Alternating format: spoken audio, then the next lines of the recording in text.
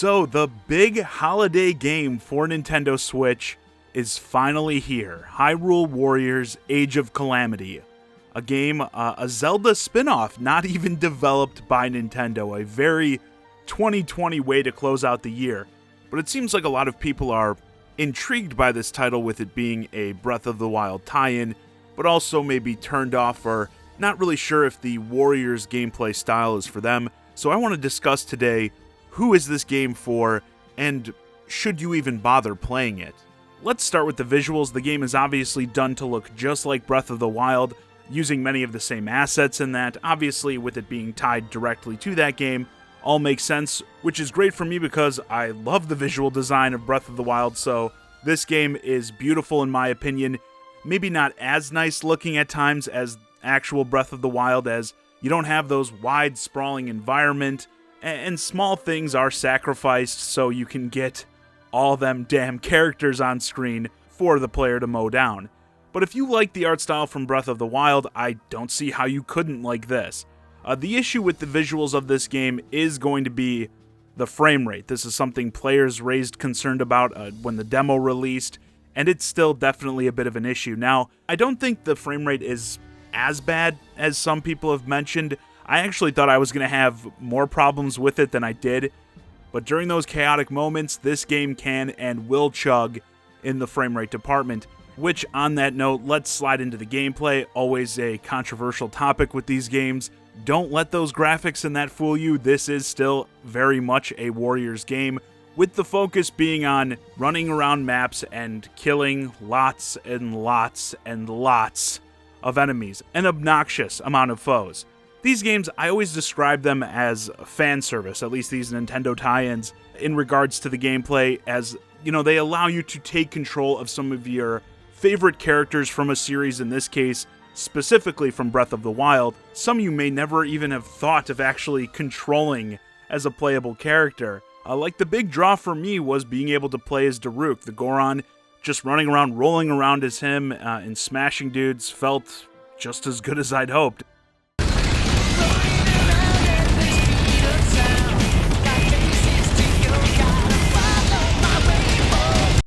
Many people do find it repetitive, and it is repetitive, and grow tired quickly of it. That's definitely going to be a preference thing. If you haven't played one of these games before and you're looking at the stuff on screen and going, yeah, I don't know if I'd want to do that for, several hours straight, well, this might not be a game for you. Now, they do try to make the combat feel as true to the Breath of the Wild experience as they probably could with this style.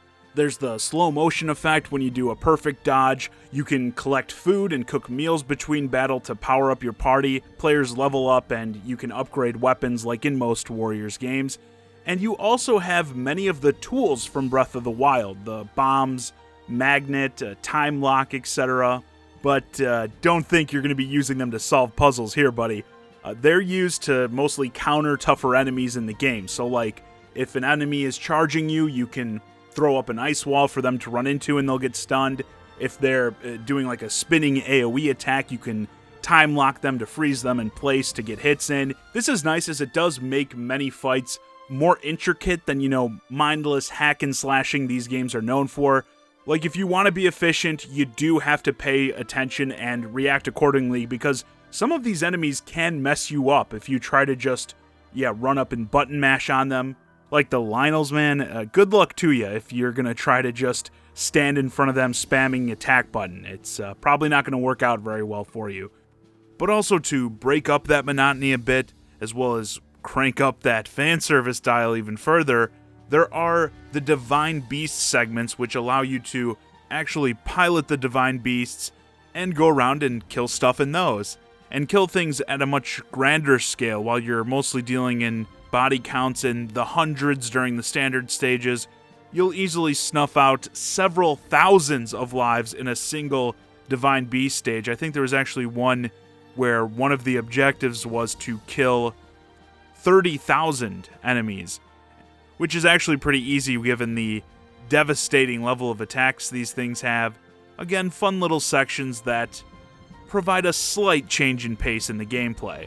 So there's a bit more to the gameplay than many may act like with these games, but not much more. Again, don't go into this expecting, much gameplay beyond just combat, fighting, unless you want to be disappointed, I guess. In terms of the amount of content, this seems to be a big concern with people. If you power through doing like straight story quests, which I'm sure a lot of people, if you're not typically into these games, you're only into it because of the Breath of the Wild tie-in, that's probably what you're going to be looking to do, and that's basically what I did at first to get through the story.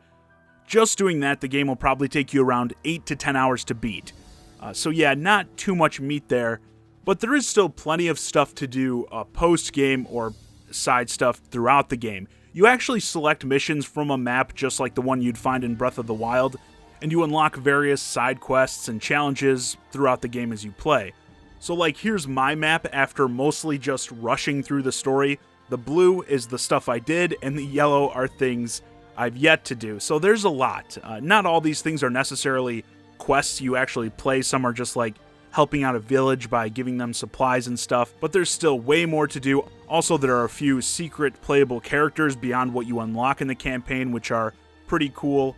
They're worth going after, I think, if you want to invest time in this game. The thing is, I find this post-game stuff lacking in comparison to what we got in the original Hyrule Warriors with Adventure Mode. If you're unfamiliar, the Adventure Mode in the original Hyrule Warriors had you going through these maps where you had to complete different stages to get to the end and progress.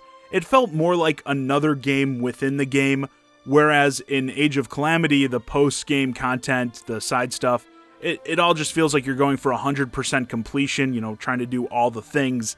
I think having that adventure mode provided much more reason for people to want to dump more time into the game, more time into grinding and upgrading characters so they could get through the adventure mode maps. They'd be really smart in adding something like that to Age of Calamity in the future. I hope they do. Which brings us to the story. The thing that certainly is going to draw many people into this game, with it being set before Breath of the Wild. And the story is sadly where I actually get disappointed in this game. Now, there is good stuff here. The writing is fun. You are going to get a bit more of a look at these characters like the champions. Plenty of sequences of Mipha just salivating over Link's Master Sword like it's covered in chocolate, which, you know, that's important. A lot of the story has to do with Zelda and her sort of struggle with trying to become the person who is capable of leading and saving Hyrule. And we also dive a bit into who are the actors behind the summoning of Calamity Ganon, which is all nice enough, and the cutscenes themselves are great. Again, they look just like the ones from Breath of the Wild, but I feel like they could and should have done way more with the story, as that's, like I said, what I think many are coming in here for. After beating the game, I feel like I still don't know that much more about all this than when I went in. And the main issue I have, I think why that becomes a problem, and I'm sure many others will take issue with this as well, and this isn't really a spoiler as it's touched on in the demo if you haven't played it. You've got this new character introduced in the game. He's like a baby guardian, very reminiscent of an R2-D2 or BB-8 type character, almost too much for my taste. I find it to be a little bit too on the nose. And you find out pretty much immediately that he's from the future, and he can provide our heroes with information from the events of the Calamity as we know them from Breath of the Wild, and the heroes can use this info to better prepare for it. So what you're getting is actually more of an alternate timeline, a timeline split in terms of the game's events and how they tie into Breath of the Wild. Things are altered, are going to be different now because of this new ally. And to me, that in itself isn't necessarily too bad, but it means the story also centers more around that. Like, what can we learn from this guy to better prepare? How did he get here? Who made him? All that. So you're not only not really getting a direct prequel to Breath of the Wild, it's kind of this weird thing. You are getting more backstory for it, but it's playing out differently, even though we didn't know much about it to begin with. But I think at the same time, you're sacrificing having us learn more about what people actually wanted for this in terms of a prequel story. Like, we can't even get much more a backstory on these characters in that, because we've got this whole different thing going on that takes much of the focus. Again, I don't really want to get into spoilers here, but I do think that needs to be made very clear, crystal clear for people going in. that things aren't necessarily going to play out the same here as they did in events leading up to Breath of the Wild. So not only do I not like the way they went about the story, I feel like it takes too much away from the things I actually wanted to learn about with this game. So some final thoughts. I think Age of Calamity is very good for a Warriors game. In many aspects, I like this better than the other Nintendo tie-ins we've seen in this style. Obviously, the art in that, I do enjoy the gameplay, stomping enemies as these characters, but in terms of content, I do feel like the lack of that adventure mode is a significant blow, makes it, in terms of content offerings, weaker than the original Hyrule Warriors, at least in my opinion. Like I said, there are other things for you to do beyond the main campaign story, but I just don't think that side stuff is nearly as interesting, and I think for people who put a lot of time into the original, again, most of their time probably went into the adventure mode, so I think they'll be disappointed in that not being here, and to look at those people and go, oh no, just go do all this random side content and challenges and stuff, it's like, I don't think they're going to like it as much. And the story, again, that's my biggest disappointment here. Just so little in terms of substance actually added here.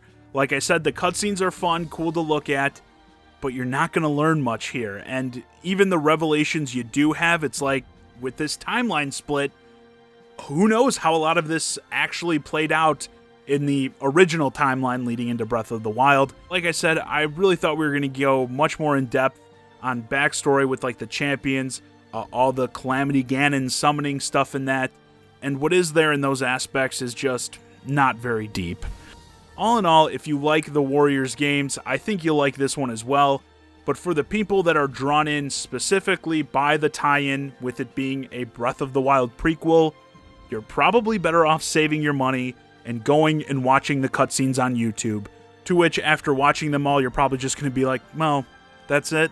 Anyway, with that, this video's a wrap. Let me know your thoughts on Hyrule Warriors Age of Calamity in the comments.